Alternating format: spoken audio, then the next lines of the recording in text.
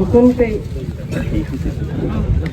গো বজাৰ kettle market opening কৰি দিব।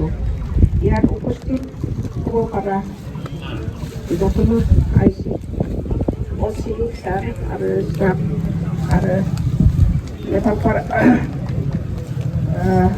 বাজাৰ কমিটি প্ৰেচিডেণ্ট ছেক্ৰেটাৰী আৰু পাৰ্টি ব্লকত পৰা অহা প্ৰত্যেকটা আৰু আমাৰ দতমা পাৰ্টি অফিচৰ পৰা অহা আৰু দতমা মিউনিচিপালিটি বড়োৰ পৰা অহা চেয়াৰমেন আৰু গোটেইটো নেপালপাৰা ৰাইজসকলৰ আৰু ইয়াত আজি উপস্থিত হোৱাটো বহুত আনন্দ পাইছে আৰু বাজাৰ হ'ব আৰু নেপালপাৰা আজি বাজাৰটো হ'ল আমাৰ ঠাণ্ডা আছে 18 তাৰিখত। এতিয়ালৈকে ৱাৰ্ড অৰ্ডাৰ অহা নাইতো।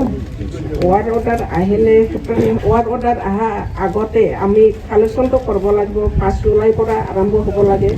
গভৰ্ণমেণ্ট মেম্বাৰটো আমাৰ BTC চৰকাৰত আমি প্ৰিন্সিপাল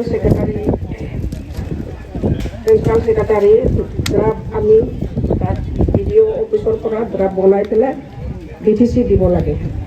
যিমানখিনি ফৰ্ম ফ্ৰী পাব সিমানখিনি পইচাটো আমি অৰ্ডাৰ পোৱাৰ পিছতহে যিবিলাক টেণ্ডাৰ কৰিছে এই মানুহবিলাক পাব আৰু এনেকৈ আমাৰ গাইডলাইনটো আমি থৈ দিছে আৰু এনেকৈ আজিৰ পৰাতো মুকলি কৰিছে। গোটেই আমাৰ ৰাজ্যবিলাক শুনি পাইছে। এতিয়া ভালদৰে চলা ভালকৈ কেনা বেচা কৰক, মানে ইয়াতে মানুহবিলাক আহি পেলাই বজাৰটো কৰক, যাতে ভালকৈ ভাল হৈ যাওক। মানুহবিলাক মানে সবাই মানে জানি হওক, মানে আৰম্ভণি কৰক। ইয়াৰ মানে এইবাৰ পৰা নতুন বাজাৰ হ'ল, তাৰ কাৰণে আমি বহুত আনন্দিত লাগিছে আৰু মানে নেপালপাৰাটো উদ্বোধনী কৰা হৈছে। তাৰপিছত আমাৰ ৰামফলটো হ'ব। আমাৰ 3টা বাজাৰ আমাৰ দতমা ব্লকৰ আণ্ডাৰত হৈছে। টেণ্ডাৰটো আমাৰ BTC হৈছে, ৰামফলৰ হৈছে আৰু বনৰগাঁওটো দতমা ব্লকৰ আণ্ডাৰত হৈছে। এইটো 50,000 লেছবিলাক 50,000 আমি দতমা টেণ্ডাৰ বনাইছে আৰু এতিয়া আপোনালোকৰ ভালদৰে চলা আমাৰ বাজাৰ কমিটিৰ মানুহবিলাক ভালকৈ চোৱা চিতা কৰক, যাতে ভালকৈ ভাল চলি যাওক, এইটো আমি আশা কৰিছোঁ।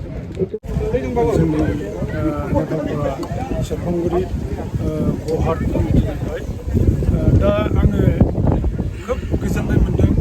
मानो होननानै बुङोब्ला बै जोंनि माबा लकडाउननिफ्रायनो जोंनि बाजारा जोबनानै थांदों। ओरै नर्दार्न पार्टआव रामफल बिलोआवल' दंमोन फुराना बाजार, बेबो जोबनानै थांदों। दा गोबांथार रायजो राजाफ्रा बिनि सायाव भुक्तभोगि जानानै थानांदों। दा जों रायजो राजानि साननायखौ गिबिनिफ्रायनो जोङो सानबाय थाबोदोंमोन। बाजारखौ बोखांफिननांगौ, गौहाटखौ जों खुलिफिननांगौ, बेबायदि सिन्था धारणाजों जोङो ज' सावरायलायनायनि गेजेरजों दिनैहाय जोङो मोगथाङाव नुजाहोनो हाबाय।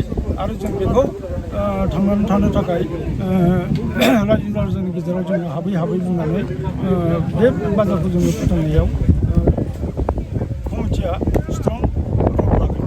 आरो जोङो लोगोसे बिभिन्न जायगानि बेफारिफोरखौ लेंहरनानै जोङो नैबे जायगायाव नुजानानै फाननाय बायनाय खालामनो थाखाय जोङो बिथांमोनखौबो जों खावलायगोन। आरो प्रशासनिक बेलायावबो जोङो बिथांमोनजोंबो जगाजग खालामनानै जे जोङो BTCनि आन्दाराव जे गौहाटखौ खुलिफिनहोबाय, दा बे गौहाट खुलिना मोननायाव जों खोब गोजोननाय मोन्दों। दा गतिके जाहाथे फाननाय बायनाय लांनाय लाबोनायाव प्रशासनिकनिफ्राय जेबो उसुबिदा खालामा, बिनि थाखायबो जोङो प्रत्येक थाना थांनानै जोंनि गोदान हाथाइ खुलिनायखौ जोङो बिथांमोननो इनफरमेसनखौ जों बिजोबगोन, जाहाथे जोंनि फाननाय बायनाय आरो लांनाय लाबोनायाव जेबो उसुबिदा जाया। बिनि मेइन थांखिया जाहैबाय दिनैहाय गामियाव रायजो जानाय मानसिफ्रा दाउ अमा मोसौ मोसाजों जरित अतप्रत जरित दङ। दा बेखौ फिनानै जुदि मार्केट खालामनो मोनाब्ला, फाननाय बायनाय जायाब्ला बे फिनायनि मुल्य जेबो थाया।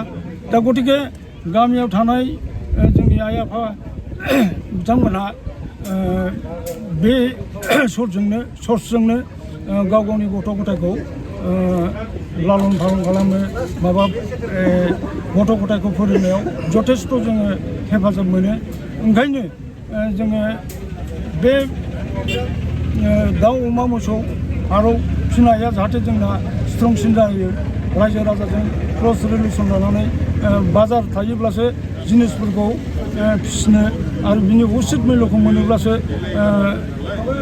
जोंनि आइ आफा रायजो राजाफ्रा गोहो मोनो आं बेखौनो फोरमायनो लुगैयो जे दिनैहाय गोबांथार जायगायाव मिथियाखै बे मिडियानि गेजेरजों जाहाथे नेपालपारानि सेरफांगुरिनि बे गौहाट गोदानै खुलिनायाव रायजो राजाफ्रा लोब लोब फैनानै जगदान होयो गावनि नांगौ माबाफोरखौ मुवाफोरखौ लाबोनानै फाननानै उचित माबा मोनो बेखौ आङो रायजो राजाखौ आं खावलायो जाहाथे प्रत्येक गामिनि प्रत्येक एरियानि प्रत्येक ओनसोलनि रायजो राजाफ्रा फैनानै जोंनि गौहाटखौ जगदान खालामफैयो आरो जाफुंसार होयो आं बेखौ खावलायहरगोन आरो मोसौ फाननानै माबायदि मोनदों मोजां मोनदों बाजारा माबायदि बाजाराथ' गोदान हिसाबै मोसौआबो बुरजा गाखोखादों आंथ' साबाबाद मोनबाय जेरै मोसौ बाजार सेरफांगुरि नेपालपारा एलेकायाव खुलिनानै गोजोन मोनबाय आङो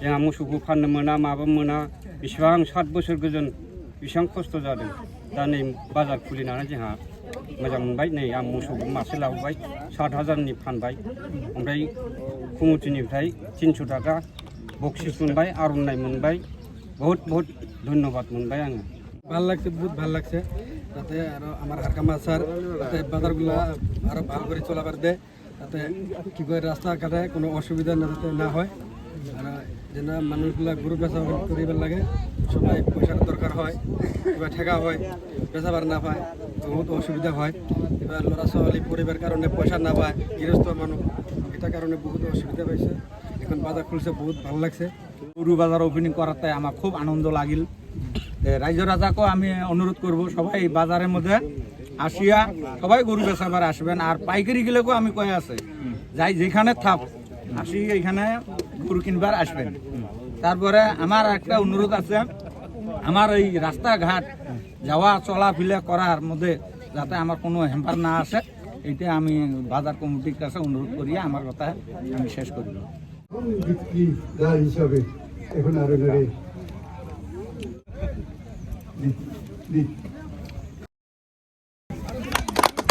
ধন্যবাদ বেনিफ्राय প্রথম ক্রেতা হিসাবে বাইগ্রা মহিদুল শেখ দুরামারি बेखौ मैखोम बसुमतारी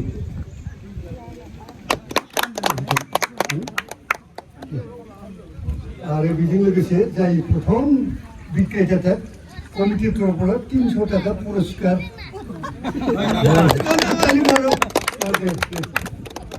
ধন্যবাদ